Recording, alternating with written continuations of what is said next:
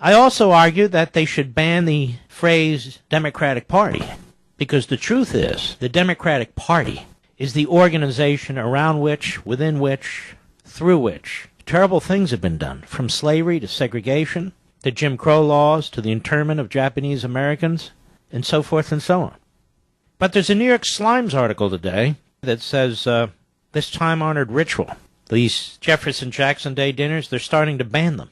You see, they say Jefferson and Jackson no longer represent what it means to be a modern Democrat.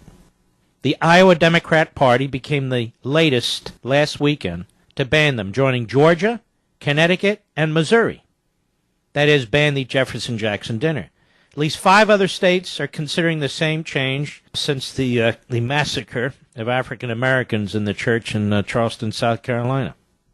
Quote, the vote today confirms that our party believes it's important to change the name of the dinner to align with the values of our modern-day Democratic Party, inclusiveness, diversity, and equality, said Andy McGuire, the Iowa Democratic chairwoman. So we have these moves now to ban the Jefferson-Jackson Day dinners. I'm going through this. The shift can be seen as Bernie Sanders, a Democratic socialist shaped by class-oriented progressive politics. They go on talking about how wonderful the modern Democrat Party is.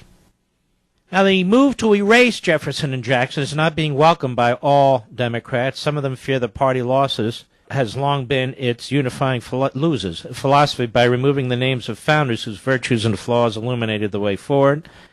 They worry that as the labor movement declines, cultural liberalism is beginning to eclipse a fundamental message of economic equality and so forth. Liberals fighting with liberals. It's always nasty and yet entertaining.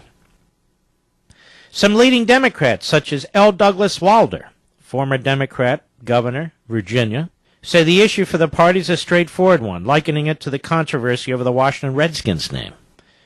Mr. Wilder, the grandson of slaves and the first elected black governor in American history, comes from a state, Virginia, with a political culture marinated in reverence for the founding fathers, and particularly Jefferson, who designed the state's capital and created its flagship university. But he bluntly dismissed Jefferson, while altruistic, as a hypocrite, and said the idea of honoring the two figures because of their commitment to empowering the common man was dishonest to history. What little guy did they have in mind, he said? Did they have the little slave in mind? The paradox, Mr. Cherney noted, is that the two Democratic icons are being cast aside at a time when anger about racial inequality and anger toward financial institutions are two of the most stirring forces on the left. And it goes on. Well then, may I suggest that we ban Franklin Roosevelt from our monuments, from our books, from celebrations among the Democrats, because Franklin Roosevelt interned in camps about 120,000 Japanese Americans and Americans of Japanese descent. Well, should we ban him? What about Woodrow Wilson? Woodrow Wilson. They don't talk about him. You want to know why? He's the founding father of modern-day democratic liberalism, a.k.a. statism. They won't ban Woodrow Wilson. In fact, they give out awards named for Woodrow Wilson. My buddy Randy Barnett, law school professor at Georgetown, he wrote not too long ago that he supports Nikki Haley's initiative to remove the Confederate flag. But he said, now that we're expunging the legacy of past racism from official places of honor, we should next remove the name Woodrow Wilson from public buildings and bridges. Wilson's racist legacy in his official capacity as president is undisputed.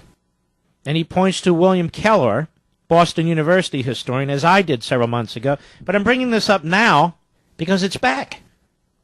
We're going to ban Jefferson and Jackson, and I'm going to come to Jefferson's defense, not as a slave owner, obviously, but as a man who tried to put in place a set of principles and a set of laws for the future, unable at that time to rid themselves of slavery. But that in a moment. William Keller, Woodrow Wilson. He writes, on March 4th, 1913, Democrat Woodrow Wilson became the first Southerner elected president since Zachary Taylor in 1848. Now, Wilson was born in Virginia, but he had been president of Princeton University in New Jersey. Washington, D.C. was flooded with revelers from the old Confederacy, whose people had long dreamed of a return to the glory days of Washington, Jefferson, Madison, and Monroe, when Southern gentlemen ran the country. Rebel yells and the strains of Dixie reverberated throughout the city. The new administration brought to power a generation of political leaders from the Old South who would play influential roles in Washington for generations to come. Wilson is widely and correctly remembered and represented in our history books as a progressive Democrat who introduced many liberal reforms at home and fought for the extension of democratic liberties and human rights abroad. But on the issue of race, his legacy was in fact regressive and has been largely forgotten, except to those who listen to this program. Born in Virginia and raised in Georgia and South Carolina, Wilson was a loyal son of the Old South. He regretted the outcome of the Civil War. He used his high office to reverse some of its consequences. When Wilson entered the White House 100 years ago, Washington was a rigidly segregated town, except for federal government agencies. They'd been integrated during the post-war Reconstruction period, enabling African Americans to obtain federal jobs and work side by side with whites in government agencies. Wilson promptly authorized members of his cabinet to reverse this long-standing policy of racial integration in the federal civil service. Cabinet heads, such as his son-in-law, Secretary of Treasury William McAdoo of Tennessee, resegregated facilities such as restrooms and cafeterias in their buildings. In some federal offices, screens were set up to separate white and black workers. African Americans found it difficult to secure high-level civil service positions, which some had held under previous Republican administrations.